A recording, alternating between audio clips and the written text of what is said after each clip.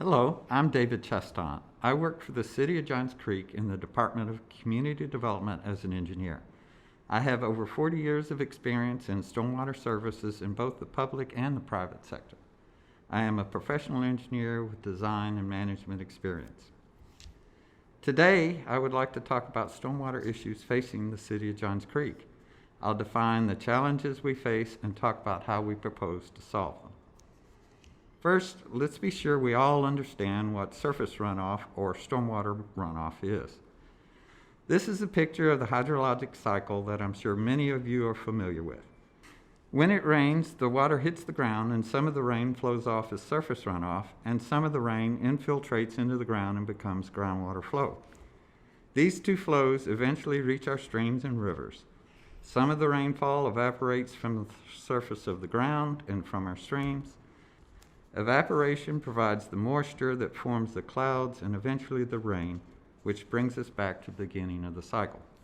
Stormwater runoff comes off of pervious surfaces such as grass and trees, and it comes off of impervious surfaces such as rooftops, driveways, and sidewalks.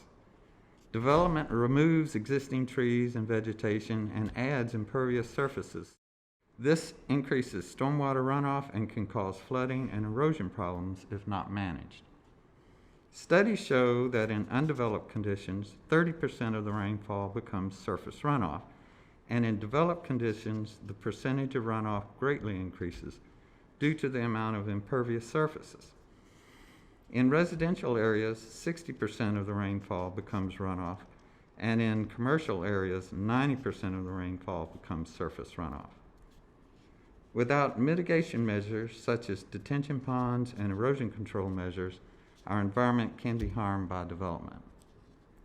So how does surface runoff reach our streams? In urban areas, a lot of runoff flows off of our rooftops and lawns and into the streets. Then it flows into catch basins along the edge of the road and flows through pipes which join other pipes in junction box or manholes, and is discharged through head walls into ditches and detention ponds that lead directly to our streams. The pictures on the side are of a catch basin, a head wall, and a wet detention pond. It's important to know that there's not a central stormwater treatment plant like there is for sanitary sewer. It is also significant to understand that there are three water systems that are interconnected. We can start in the upper left-hand corner with our stormwater sewer system that is discharged into streams and rivers. The streams and rivers become the source water for our potable water or drinking water system. Water is drawn from the rivers into the water treatment plants, treated, and then pumped into the second system, which is the water distribution system. This water reaches our houses for use as drinking water, cooking, and bathing. Our houses and industries also use potable water to run their businesses and manufacturing. The water then flows through a drain and into the third system, a wastewater collection system, and ultimately into a wastewater treatment plant. The treatment plant cleans the water before it is discharged back into the rivers again, where it joins other stormwater runoff to become source water for the next water treatment plant. This is why water resource professionals claim that we all live downstream. All three systems come from rainfall. It's important that we keep the water clean and mitigate the impacts of development. This is an overview of the city showing it has 6 drainage basins. The outline of Johns Creek can be seen. The Chattahoochee River forms the southern boundary of the city of Johns Creek. A basin can be visualized as a bathtub. All the water that falls in the bathtub flows out through the drain at the bottom of the tub. Likewise, in a drainage basin, all the rainfall that falls within the drainage basin flows downhill and out past one location on a stream or river. The top edges of the basins are ridge lines between the basins and form the boundaries of the basins. There are 4 basins that flow south out of the city and directly into the Chattahoochee River. The 2 basins on the west side of the city, Long Indian Creek and Bagley Creek, flow into Big Creek in the city of Alpharetta and then into the Chattahoochee River. The stormwater drainage system has many components that are referred to as assets. These assets are used to convey, direct, and manage stormwater runoff from the ridges of the basins to the downstream bottoms of the basins. They all must be maintained to function properly. We have talked about several of these assets, but a couple of new ones are the graded drop inlet and the pedestal inlet. The graded inlet is found in paved areas like parking lots, and the pedestal inlet is used in landscaped areas where leaves and sticks might easily clog a graded inlet. The city implements several measures to manage and mitigate development. Every development in the city is submitted for plan review to ensure that it conforms with our development regulations. Development regulations cover site design such as site and lot layout, street design and construction, utilities and easements, grading and drainage, and landscaping. There are also 7 environmental ordinances the city administers: stream buffer protection, illicit discharge, post-construction stormwater management, erosion control, tree preservation, litter control, and floodplain management. The floodplain management program requires the determination of the floodplain for streams with a drainage area of 100 acres or more in order to guide development and keep it out of the floodplain. We report annually to the Federal Emergency Management Agency, or FEMA, to document our efforts and to maintain our community rating system of 7. This rating is among the highest in the metro area and provides a 15% premium discount to floodplain policyholders. We report monthly to the Georgia Soil and Water Commission to show compliance with the state erosion control requirements and to maintain our memorandum of agreement that allows us to review and approve development and erosion control plans. These regulations and ordinances require that the city performs site development inspections on a daily basis to ensure that developers are complying with our regulations. In addition, we are governed by a state planning act passed in 2001. The act created the Metropolitan North Georgia Water Planning District. The district has a watershed management plan with 3 components: for watershed, water, and wastewater.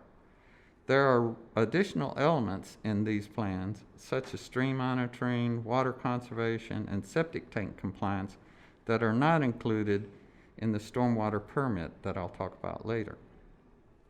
We report annually how we have complied with and enforced the district requirements. A major effort of the city is the continual maintenance and operation of the drainage system. We must inspect 20% of the system every year. Maintenance requires cleaning the system and repairing failed pipes that present a hazard to road safety and potential property damage. As part of the system maintenance and operation efforts, the city has created a great inventory of our system in the Graphical Information System, or GIS. In GIS, you can see the layout of the system, and if you select an asset, a screen pops up with information about the asset. In addition to the pipe's location, it shows that the pipe is round, 18 inches in diameter, and made of CMP. It also has the condition of the pipe, in this case heavy damage, and photographs or videos of the last inspection can be found. What the city is responsible to inspect and maintain is defined by our maintenance policy. Our current policy responsibility was adopted with the incorporation of the city in 2007. The current stormwater management policy states that the city maintains only the public system, which is defined as that portion of the system which is located within the city's right-of-way or on other city-owned land. The system outside the right-of-way is considered private and is the responsibility of the property owners to maintain the system on their property. One of the most expensive challenges is maintaining the drainage system. These are pictures of common system failures such as joint separation, where the 2 ends of the pipe do not meet properly and so water washes the soil out around the joints, leading to subsidence of the ground above the joints.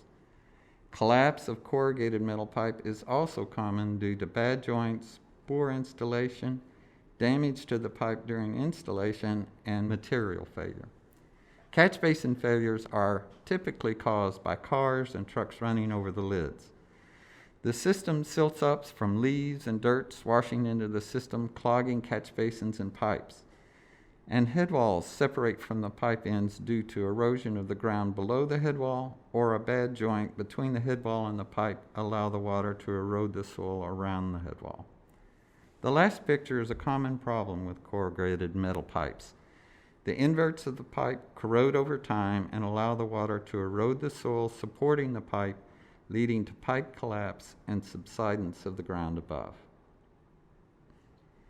As mentioned, development removes existing trees and vegetation and adds impervious surfaces. Stormwater runoff is increased and erosion problems can occur. Without mitigation, such as detention ponds and erosion control measures, our environment can be harmed. Lack of maintenance leads to system failures and can cause water quality and quantity problems. Stormwater management and system maintenance are a must. We are regulated by state and federal laws. I mentioned the State Planning Act, but the Clean Water Act with the National Pollutant Discharge Elimination System is a very important requirement. We have a stormwater discharge permit as part of our MS4, or Municipal Separate Storm Sewer System regulations. Recent changes to our stormwater discharge permit require enhanced quantity and water quality stormwater management. These changes have significant administrative costs associated with them. As mentioned, the current maintenance policy is to only maintain what's inside the right-of-way.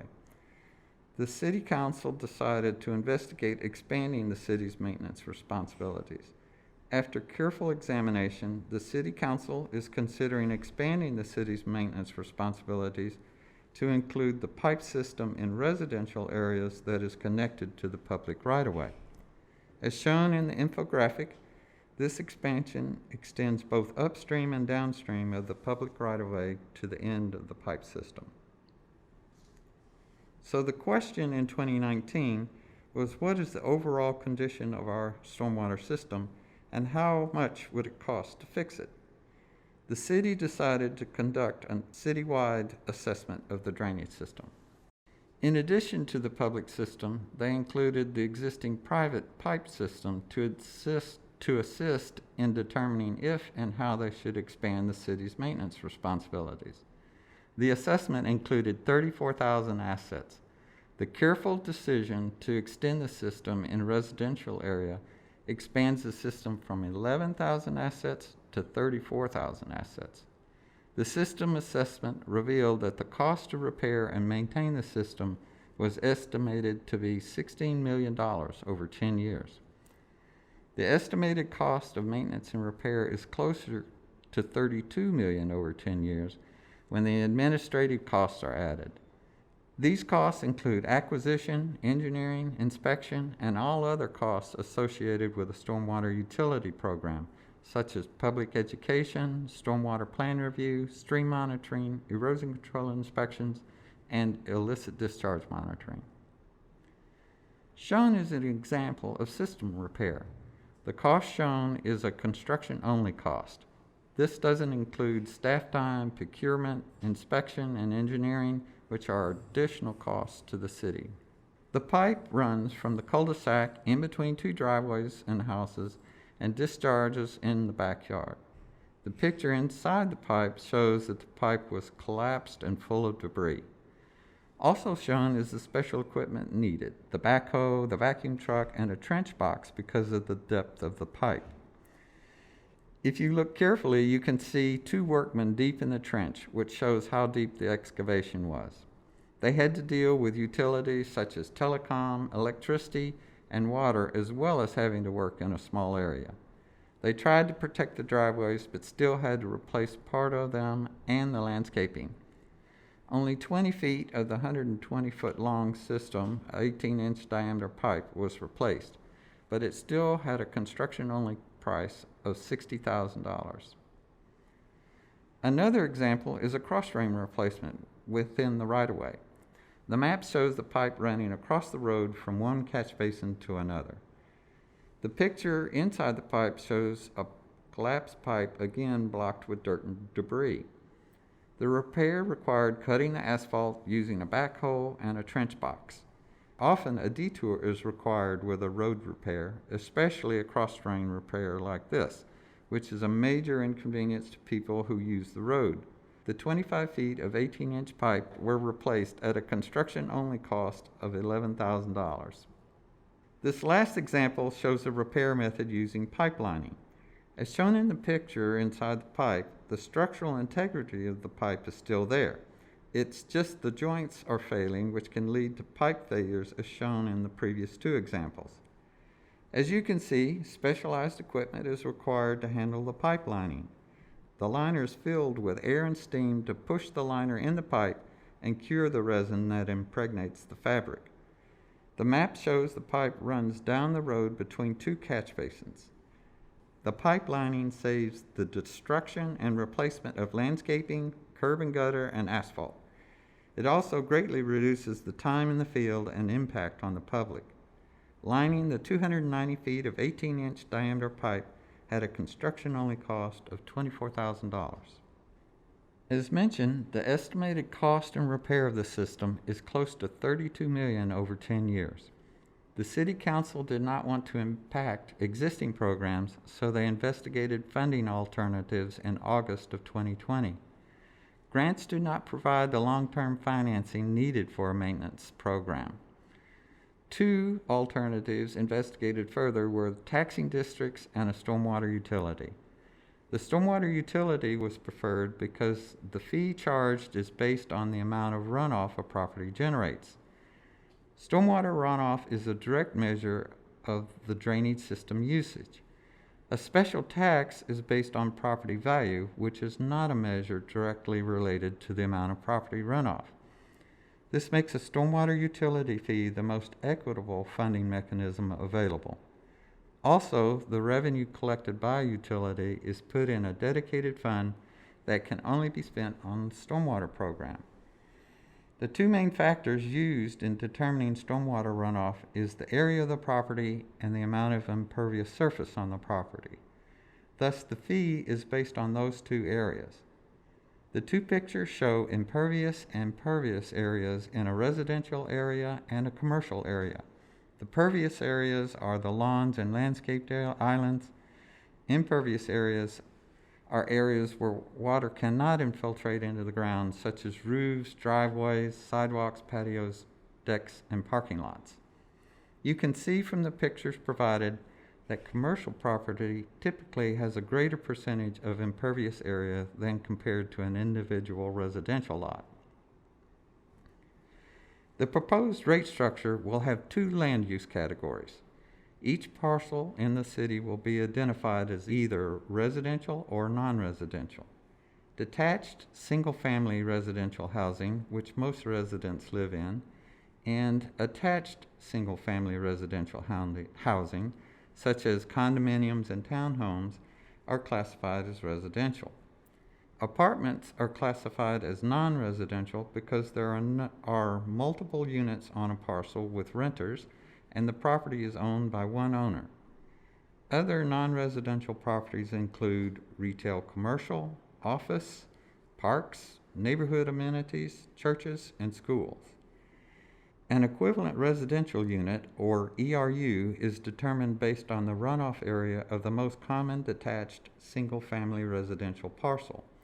This was determined to be 4,000 square feet. Parcels are billed based on their runoff area compared to the ERU. Due to the large range of residential property sizes, 6 residential tiers were created. A credit manual will be available to owners to reduce their fee based on qualifying standards. The credits will cover practices that reduce the flow or improve the water quality from their properties using the Georgia Stormwater Management Manual, or GSMM. These practices include rain gardens, infiltration trenches, and detention basins, to name a few. Credits that encourage water quality improvements will also be available, such as watershed stewardship, which will promote participation in Adopt a Road and stream cleanup programs. There are several benefits to having a stormwater utility. The most impactful benefit is a shift from reactive maintenance to proactive maintenance. Instead of waiting for the system to fail and staff reacting to a system failure, staff will be inspecting the system proactively to find potential failures before the system totally fails.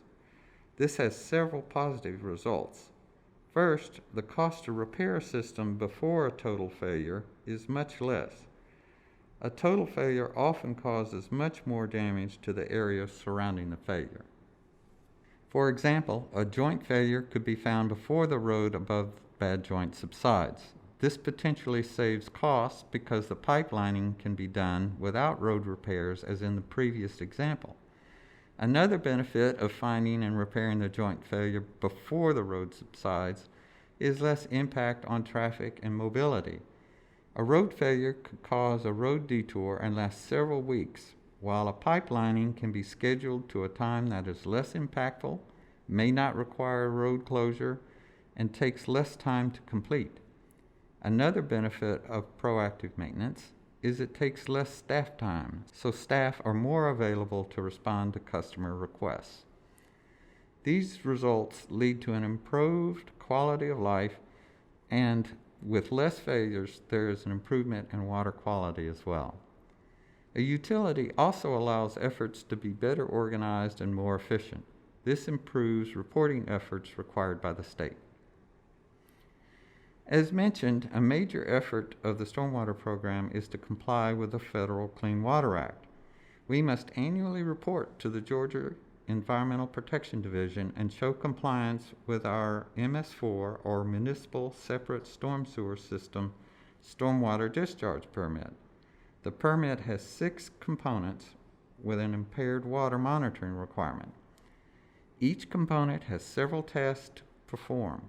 These tasks include publishing news articles and having a booth at a community event for public outreach, holding a stream cleanup event, and having an Adopt a Road program for public participation. The illicit discharge component requires inspecting system outfalls for pollution and responding to citizen complaints about pollution. The post-construction stormwater management controls and erosion control tasks are performed during development plan reviews and site inspections. The good housekeeping component includes system inspections and repairs. The goals of the MS4 permit is to protect water quality and to reduce the discharge of pollutants. As mentioned, educating the public on what they can do to stop pollution is a primary effort of the permit. There have been several videos and public campaigns to do this. 3 videos are listed below, and I encourage you to take time to view them. Mr. Raindrop's Journey defines non-point source pollution. Polluted urban runoff is the leading cause of stream pollution, and fecal coliform is the main pollutant reaching our streams and causing them to be listed as impaired waters. Fogfighter educates citizens about why it's so bad to put fats, oils, and grease down the drain. When you use hot water to wash grease down the drains, the hot water may prevent the pipes in your house from clogging, but the water quickly cools and the grease forms blockages in the sewer. Fog is the main reason sanitary sewers become blocked, which cause sewer overflows into our streams. We have an agreement with our neighbor, the city of Alpharetta, to monitor Long Indian Creek, which flows between our 2 cities. The city is listed as impaired, meaning it does not meet its designated use as fishing. The pollutant of concern is fecal coliform. A study done by the city of Alpharetta using ribotyping shows that pet waste is the leading cause of fecal coliform in the creek. Ribotyping is a molecular technique for bacterial identification and characterization. More information can be found in the description section of this video, including links to the city's webpage.